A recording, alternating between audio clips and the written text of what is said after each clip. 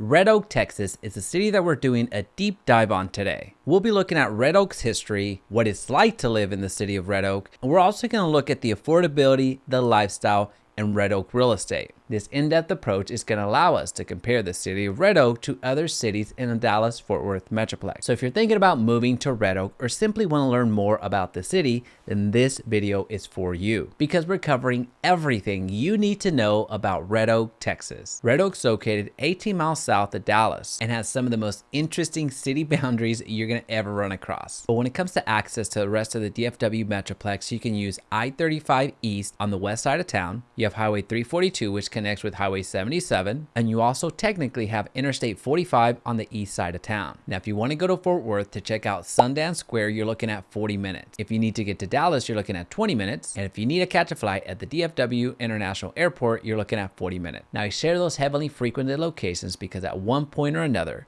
if you're going to live in Red Oak, you're going to go to Fort Worth, you're going to go to Dallas, or you're going to catch a flight. But to give you a better sense of what the commute looks like for Red Oak residents, know that the average commute time is 36.8 minutes, which is substantially higher than the Dallas Fort Worth average of 28 minutes. So make sure that you have a reliable vehicle and that you enjoy it because you're going to spend some time inside of it. So now that we know where in the world Red Oak, Texas even is, I want to welcome you to the DFW Homeowner YouTube channel, the go-to real estate channel for the Dallas Fort Worth Metroplex. My name is Jaime Resendez, your local realtor and team leader able to help you make money in real estate, whether you're buying or selling. And we're on a mission to reach every DFW resident. So if you can hit that subscribe button and turn on that notification bell, we'd greatly appreciate it. All right, so let's get back to Red Oak because that's what you came for. Red Oak is located in Ellis County and has a rich history dating back to 1844. When it was founded, it was named for the abundance of red oak trees in the area. The city of Red Oak quickly became a thriving community thanks to its location on the railroad and continued to grow throughout the early 20th century. And fast forwarding to today, the city of Red Oak has over 15,000 residents. And while many Red Oak residents do commute, as mentioned earlier, the city is home to an impressive portfolio of industries and businesses. Now, to add some context to the city of Red Oak, I want to introduce to you an external resource in niche.com, which interprets millions of public data sets on cities all across the country. And as you can see, Red Oak has received a B+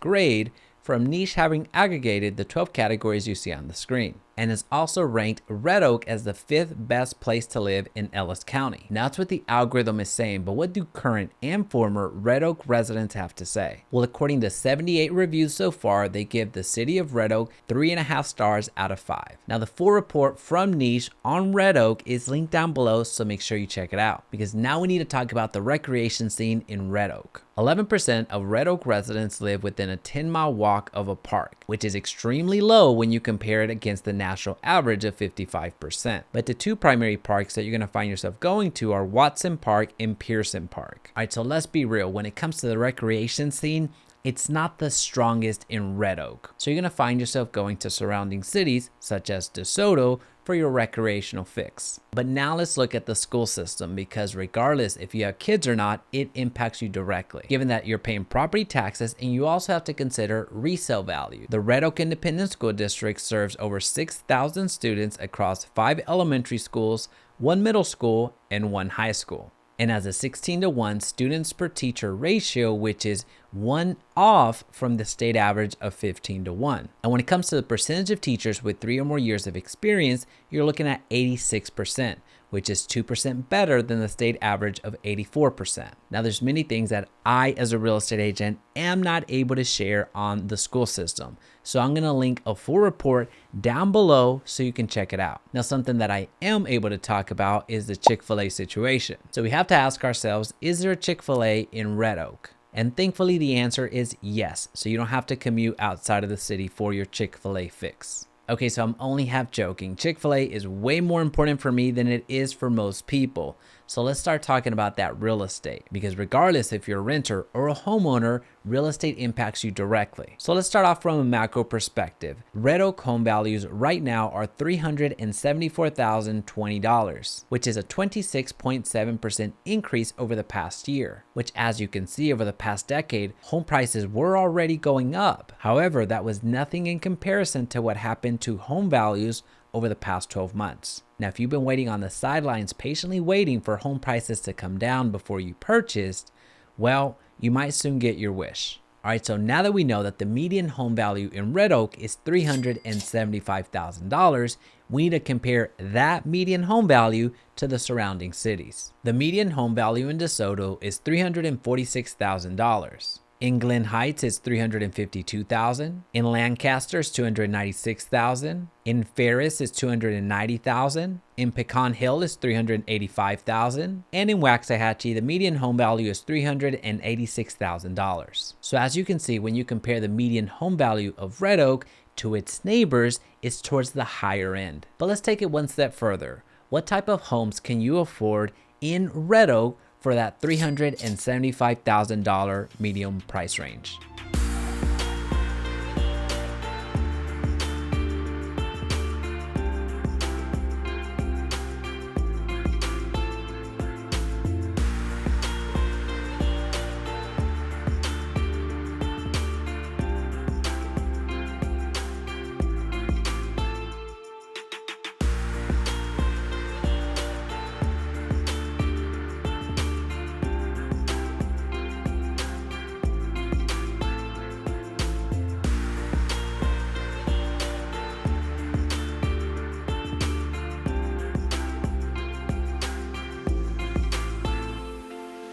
Now those are some good looking homes.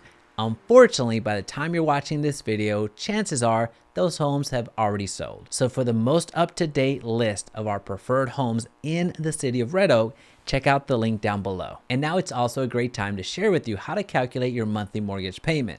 So check out this video to learn exactly how to calculate that monthly mortgage payment, which that video is mandatory watching, especially if you're coming in from out of state, because how we do property taxes chances are way different than how you do property taxes, because we have some of the highest property tax rates in the country. But let's be fair and not forget that there is no state income tax in Texas, which is actually a great segue into our cost of living category. The cost of living in Red Oak overall is 1% higher than the national average. Now, when you only factor housing in, it's 5% less expensive than the national average. From a utilities perspective, it's 10% more. From a groceries perspective, it's 2% less. And when it comes to the transportation cost of living category, it's 10% less expensive in Red Oak versus the national average. So at this point, you might be thinking, Jaime, Red Oak sounds like the perfect city for me. If that's you, congratulations. I invite you to connect with our top realtors, link down below. But if you're still on the fence, that's okay too. I want to give you two comparable cities to consider. I want you to check out Waxahachie, and I also want you to check out Midlothian. But under no circumstances should you check out the city of